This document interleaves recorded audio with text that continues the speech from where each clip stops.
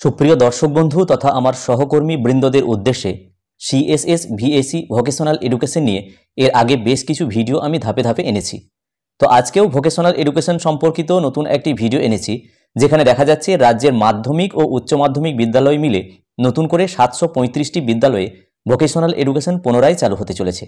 তো ভিডিওটি যদি ভালো লাগে এবং কাজে লাগে তাহলে অনুরোধ থাকবে অবশ্যই ভিডিওতে একটি লাইক দেবেন এবং চ্যানেলে সাবস্ক্রাইব না থাকলে অবশ্যই চ্যানেলটি সাবস্ক্রাইব করে রাখবেন।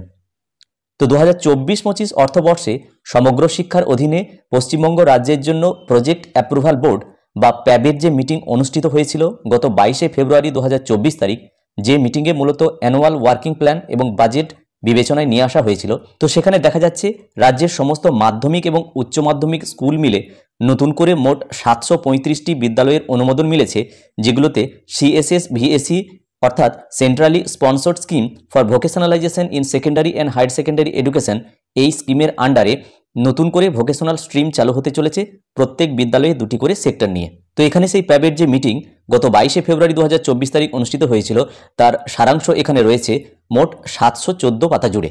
তো এই মিটিংয়ের সারাংশের নিচে যদি আমরা 663 পাতায় নেমে যাই তাহলে আমরা দেখব নতুন করে 735টি বিদ্যালয়ে যে অনুমোদন মিলেছে তার লিস্ট কিন্তু এখানে রয়েছে। তো সরাসরি চলে যাচ্ছি আমরা সেখানে। তো এখানে আমরা সেই অ্যানেক্সারে দেখতে পাচ্ছি introduction of skill education in 735টি স্কুলের এখানে নাম রয়েছে। প্রথমে রয়েছে serial number, name of the district, name of the school, UDISE code, sector 1 এবং সেক্টর 2 এবং তার ক্ষেত্রে যে যে জব রোল রয়েছে ওই সেক্টরের আন্ডারে সেইগুলো কিন্তু এখানে রয়েছে। অর্থাৎ প্রত্যেকটি স্কুলের আন্ডারে 2টি করে সেক্টর এবং তার রেসপেক্টে 2টি করে জব রোল এখানে কিন্তু রয়েছে এবং টোটাল 735টি যে স্কুল রয়েছে তার লিস্ট এখানে রয়েছে। অর্থাৎ খুব শীঘ্রই এখানে যে 735টি স্কুল রয়েছে সেইগুলিতে 2টি করে সেক্টর সহ নতুন করে ভোকেশনাল এডুকেশন চালু হতে চলেছে।